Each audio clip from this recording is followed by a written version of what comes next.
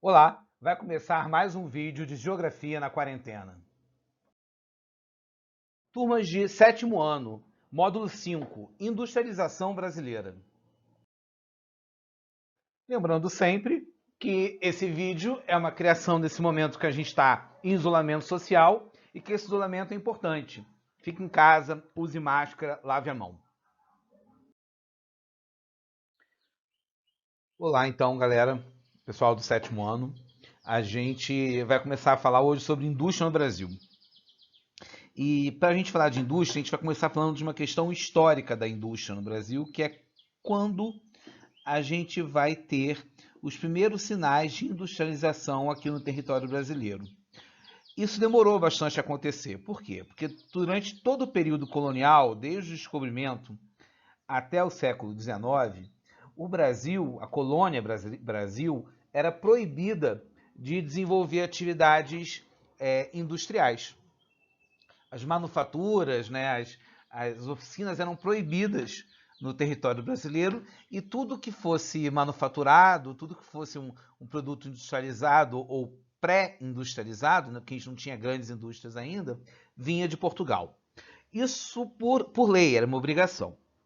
A coisa só vai começar a mudar quando a família real portuguesa foge para o Brasil no início do século XIX, e aí vão aparecer, sobretudo no Rio de Janeiro, as primeiras indústrias, as primeiras fábricas, né? E ao longo do século XIX, no período do Império, esse setor começa a se desenvolver, sobretudo nas fábricas de tecidos, nas fábricas de bebidas e alimentos, e a gente vai ter no estado do Rio de Janeiro e mais tarde em São Paulo as primeiras fábricas surgindo, mas ainda uma coisa muito incipiente, uma coisa muito inicial. Eu trouxe alguns exemplos das fábricas desse período. Eu posso citar a fábrica de pólvora do Rio de Janeiro, criado ainda por Dom João VI. Essa fábrica de pólvora funcionava onde hoje é o Jardim Botânico. E essa primeira imagem que a gente está vendo é o antigo portal da fábrica de pólvora, que continua lá no Jardim Botânico. É até um playground, se eu não me engano, atrás disso. E é talvez o primeiro exemplo que a gente tenha de fábrica em território brasileiro.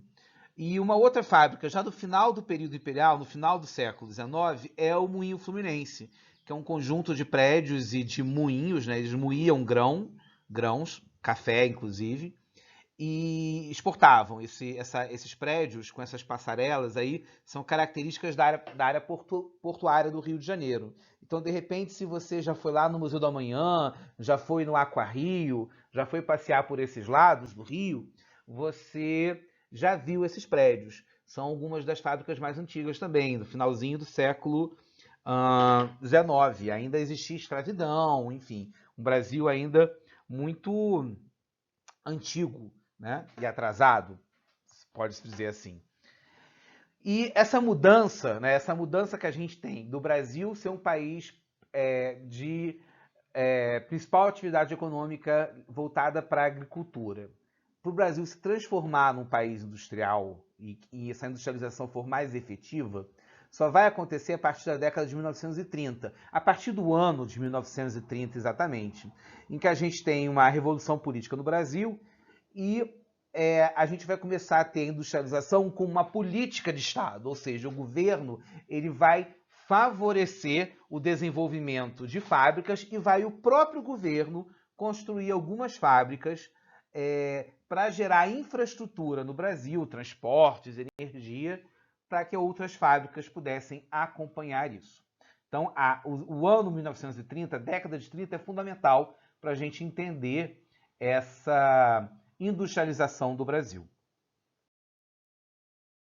E assim, o que tinha na década de 30, né, que permitiu então esse desenvolvimento industrial? O que tinha no Brasil, né, que permitisse esse desenvolvimento industrial?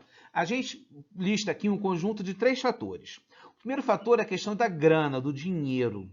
Existia no Brasil um capital acumulado do setor cafeicultor, né? A gente sabe que o café lucrava muito, primeiramente no Rio, depois em São Paulo, e essas grandes famílias, essas oligarquias cafeicultoras, elas buscavam novas atividades para investir o seu dinheiro, já acumulado. Porque a produção de café estava chegando no seu máximo de desenvolvimento e existiam algumas crises. Né? O início do século XX apresenta algumas crises para o café, como, por exemplo, a Primeira Guerra Mundial, em que, obviamente, as vendas do café vão cair. E mais tarde, em 1929, vai ter uma grande crise mundial econômica, a maior crise mundial do capitalismo. E aí as grandes famílias ricas de São Paulo vão buscar novas atividades para investir o seu dinheiro e vão buscar isso na indústria. O outro fator é a infraestrutura, porque a gente já tinha, sobretudo em São Paulo, uma grande infraestrutura de ferrovias, né, de trilhos de trem, uma grande infraestrutura de portuária no Porto de Santos. Então você poderia aproveitar essas linhas de trem e esses portos e a infraestrutura até de energia elétrica que já existia nesses lugares para você favorecer a criação de indústrias. Né? Então, infraestrutura de transportes, no primeiro momento ferrovias e portos, e a infraestrutura de energia elétrica e já o começo do serviço de telefonia, né? As primeiras redes de distribuição de sinal de telefone. Claro que com fio, né, gente? A gente está no início do século XX. Não tinha celular nessa época, não. E a gente também tem como terceiro fator a oferta de mão de obra. E é muito curioso, porque a gente está uns 40 anos depois do final da escravidão. Mas a mão de obra escrava, que encontrava dificuldades de ser absorvido pela própria agricultura, porque os cafeicultores dificilmente pagavam ex-escravos para trabalhar. Né? A mão de obra que ocupou o lugar dos escravos foi a mão de obra imigrante. Então, esta mão de obra imigrante, sobretudo de italianos, mas também de alemães, portugueses, japoneses, eslavos, vão sair aos poucos das plantações de café e ir para as cidades. Então vai haver uma urbanização, migrações internas do tipo êxodo rural, e essa quantidade muito grande de população está disponível para trabalhar nas indústrias.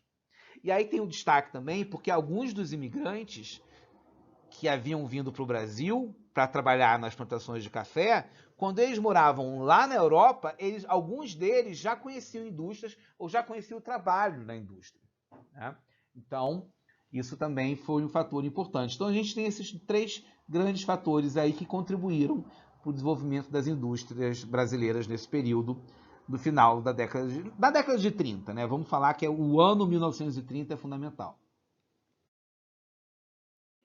Bom, e aqui nessas engrenagens que se remetem, né, ao processo de industrialização, a gente observa que começa a girar aquela engrenagem de cima, falando sobre a crise de 29 e o crack na Bolsa de Valores, e aí, por fim, isso gira uma outra engrenagem, que é a crise econômica da cafeicultura aqui no Brasil, e aí a gente tem a Revolução de 30, e isso movimenta todo o período da Era Vargas, em que a gente tem um processo de intensificação da industrialização, a indústria como política de Estado. Então, o governo vai governar para que as indústrias se desenvolvam, e uma das coisas que o governo passa a fazer para esse desenvolvimento industrial é criar empresas estatais de base.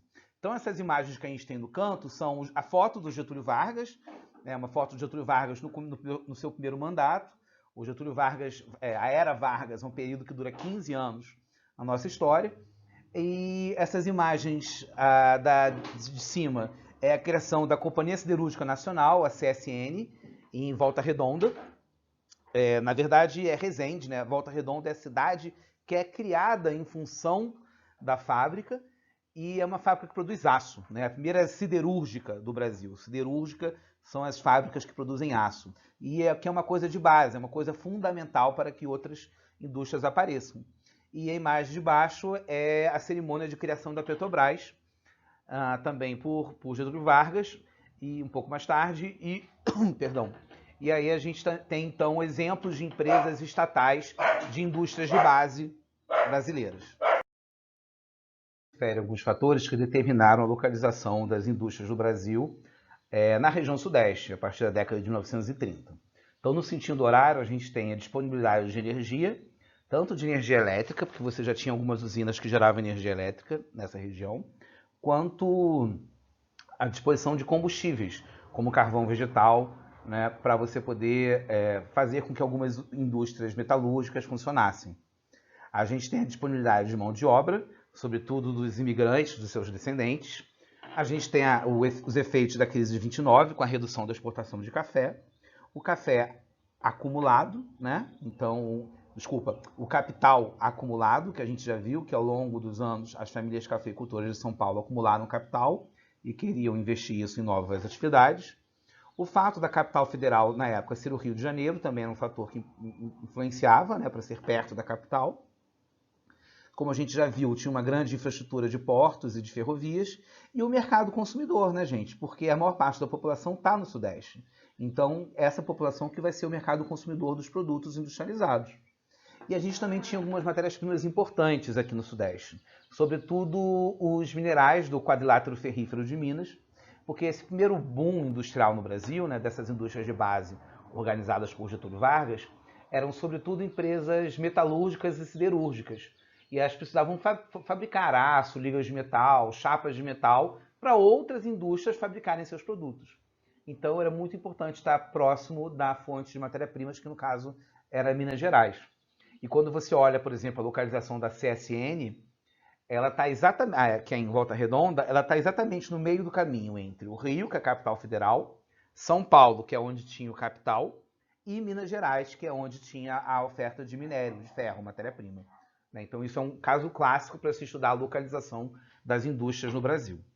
E no mapa ao lado a gente repara que a maior parte das indústrias está realmente localizado na região sudeste. Algumas também no litoral do sul, a região de Brasília se destaca e o litoral do nordeste, mas a grande concentração, sem dúvida nenhuma, é o sudeste. E aí, falando mais desses fatores, né, que influenciam a localização, a gente pode dividir em três grupos, né? Os fatores físicos, que são a oferta de matéria-prima e a disponibilidade de fontes de energia. Os fatores demográficos, que é a oferta de mão de obra e o mercado consumidor. E fatores econômicos políticos, que é a questão dos transportes, da rede de transporte que vai abastecer aquela indústria, e a ação, a vontade do Estado, a política de governo. Né? Todos esses fatores influenciam na localização das indústrias e todos esses fatores justificaram o fato do Sudeste, sobretudo Rio-São Paulo, e sobretudo inicialmente esse eixo Rio-São Paulo, ser o principal centro industrial do país. E o outro assunto que a gente também precisa explicar é de onde veio, né, o capital, o investimento necessário para a gente promover a industrialização brasileira. A gente pode considerar que a industrialização brasileira se baseia num tripé de investimentos. A gente tem o Estado, o capital estatal, que vai criar, então, as indústrias de base, as indústrias de bens de produção, as indústrias que fabricam aço, as indústrias de petróleo, as usinas de geração de energia elétrica, a telefonia, os correios, os principais bancos de financiamento, como a Caixa Econômica, o Banco do Brasil e o BNDES. A gente vai ter o capital privado nacional, que surge, né, com aquelas famílias cafeicultoras que passam a construir fábricas metalúrgicas, fábricas de bicicleta, fábricas de eletrodomésticos, e eletrodomésticos da época, enfim. E a gente vai ter, então, um capital privado nacional. São famílias brasileiras, muitas, na verdade, de imigrantes, mas famílias brasileiras, que criam suas indústrias. Então, a gente pode dar um exemplo de indústrias que se formam já nessa época e que vem crescendo muito. A Balduco, a Piraquê, a Britânia, né? São empresas privadas, nacionais, que bancos também, como o Banco Itaú, o Banco Real, que hoje já não existe mais, o Banco Nacional, o Bradesco, empresas privadas nacionais. E existe o capital privado estrangeiro, que o marco, né, de entrada desse capital privado estrangeiro vai acontecer um pouco mais tarde, na década de 50 já, quando a gente tem a grande vinda de empresas automotivas para o Brasil. Então você tem a Volkswagen, a Chevrolet, a Ford, grandes empresas automotivas que vêm construir suas fábricas no Brasil, a Fiat mais tarde, e aí também fábricas de caminhões, fábricas de ônibus. E essas grandes empresas são estrangeiras, elas são multinacionais. São empresas que são de um outro país e construíram filiais aqui no Brasil. Por exemplo, a Ford é uma empresa americana e em São Bernardo, se eu não me engano, no ABC próximo a São Paulo, a gente tem a fábrica da Ford no Brasil. A Fiat, por exemplo, é uma empresa italiana, mas em Betim, que é uma cidade vizinha de Belo Horizonte, a Fiat construiu a maior fábrica da América Latina. O Brasil produz mais carros Fiat do que a própria Itália, apesar da Fiat ser uma empresa italiana. Então, o capital privado estrangeiro também foi fundamental. E além das empresas automotivas, vieram outras, como, por exemplo, a Colgate, a GC Lever, que hoje é a Unilever, a Coca-Cola, né? E uma série de empresas multinacionais passam também a produzir no Brasil. E esse é um quadro que eu achei bem interessante para a gente pensar essa diferença. Indústria de base, que produz os bens de produção, os bens de capital, representado pelas máquinas, pela energia elétrica, pelo setor do petróleo, e as indústrias de bens de consumo. Algumas de bens de consumo duráveis, como automóveis, eletrodomésticos, eletrônicos, ou de bens não duráveis, como alimentos, produtos de limpeza, bebida, higiene pessoal, medicamentos. Então, isso é um modelo explicativo. E aí tem duas perguntas aí que são bem interessantes da gente fazer. Primeira, qual tipo de indústria requer a maior tecnologia e investimentos? E a que requer menos investimentos? Então, vamos pensar.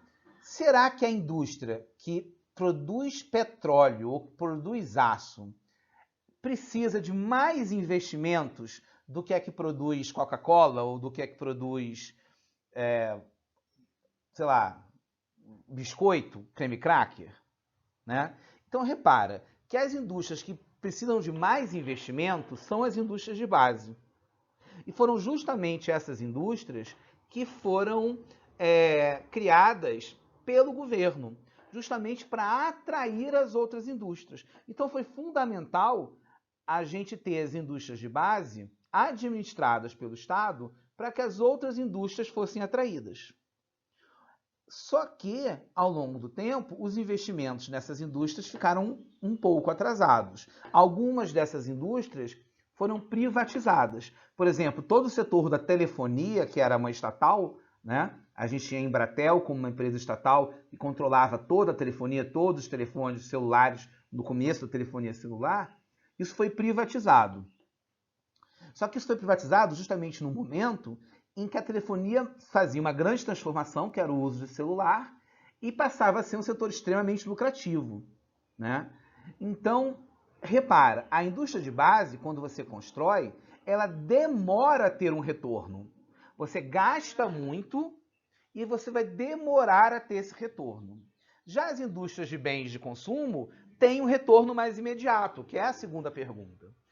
Né? Então, foi fundamental a gente ter a indústria de base feita por estatais para a gente poder atrair a indústria, o capital privado internacional e desenvolver o capital privado nacional. Tá bom? Essa imagem aqui é bem útil para a gente refletir sobre isso.